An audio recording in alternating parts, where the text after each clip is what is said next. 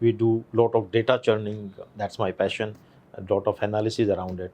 Okay. To the extent that now we have proven that we have our own alternate scores, we call digital underwriting. So we have created our own digital underwriting module, whereby we just don't depend on the credit score of the driver. We have created our own social score for the driver. And we mix the two, and then based on that, we say, hey, this driver is the right driver to go. Dependable. Absolutely. Dependable. Satish, very insightful conversations we are having, isn't it?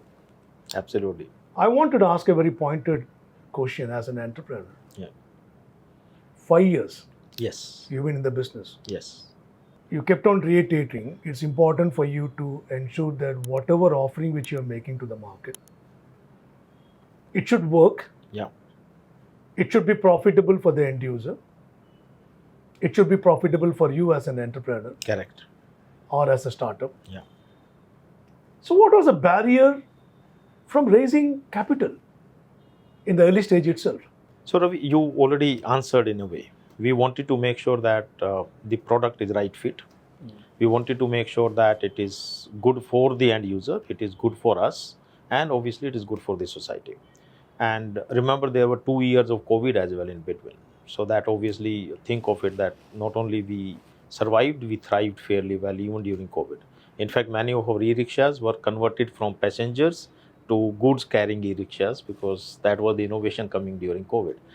So we have gone through all those, and we have now mastered the product. We are fairly confident to go out in the market. Instead of just talking about PowerPoint presentations, we said, hey, this is the time for us to go confidently to the investors that we have a product which is rolled out, and we are already in 15 cities, by the way. So 15 cities yes, already? Yes, it's not a small footprint. ChargeUp is present in 15 cities. Cities already. We have 300 plus dealer partners with us. There are multiple OEMs and the NBFCs who are already joined on the platform. So just the right time for us to think of that hockey stick moment whereby you can scale to 100 cities in next 1 year. Why not? 100 cities. Yeah, why not? But it took 5 years for you to reach 15. And from here in the next 12 months, you're talking about 100. That is how the hockey stick moments are. If you remember the telecom days, right? It took maybe first 5 years it took to get 1 million customer, but after that it is like it kept on growing. And one adds to another. So like this. Yeah. So what is actually makes you run every day from a personal perspective? One, I think I took this plunge into a startup, right? So that makes me run on everyday basis. Me and my founder Varun, we go on to the whiteboard almost every week. That what are we doing right? What can we do better? All right. And as I said, driver is always in the center of the discussion. So that drives us. The core is always in the center. That drives for the ChargeUp, and for ChargeUp, the core is nothing but the end user who happens to be a rickshaw puller. And my technocrat in me continues to drive me that can I do something with technology? And that's how all these ideas around AI, ML, ideas around creating a score for the driver to make sure that he can earn better and he can get cross products and other products to him. We do a lot of data churning. That's my passion. A lot of analysis around it. Okay. To the extent that now we have proven that we have our own alternate scores, we call digital underwriting. So we have created our own digital underwriting module, whereby we just don't depend on the credit score of the driver. We have created our own social score for the driver. And we mix the two, and then based on that, we say, hey, this driver is the right driver to go. Dependable. Absolutely. Dependable. And then we measure it with the actual performance of it. So think of it, we have converted from a rear view way of working. The credit score is a rear view approach. What has happened with you in the history is what defines your credit score. Right? We have now combined it, a rear view approach with a front view approach.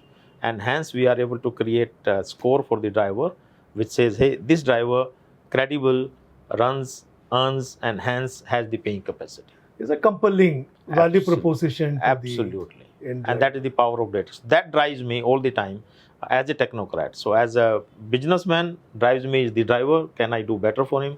And as a technocrat, can I do better for him through technology? You spoke about 2 million e-rickshaws in the country. Yeah. And you are also talking about large potentiality in and around the two-wheeler segment. Yeah. which can slowly migrate up to four-wheeler as well. Correct. The government of India is also talking about ensuring 100% e-vehicle dependency by the year 2040 or 2047. Yeah. They're talking about green data centers. Correct. There are multiple other stuff which is happening. Correct. If you have to choose between the market share as a startup or whatever you do with a limited scope, you do it well, you do it to your satisfaction, ensure the end user is also happy. What is the vehicle you as an entrepreneur decided to choose? I think in the first stage of the journey, the second one, which is do it right, do it well, right? And then grow. So which is the first question of yours, which was like, can you scale faster? Because once you have set the fundamentals right, you have the processes right, you have the tech in place, you have proven the product, right? You have the dealer network already established. Then it's much easier. Now you have kits available to open a city, to open a dealer, to create the tech. And it's a question of rollout. It's a question of rollout. You have the funds available, just put the funds and make sure that you are able to scale. And you're also saying that approximately 5 million, 50 lakhs rickshaws are added every year. Yes, that's right.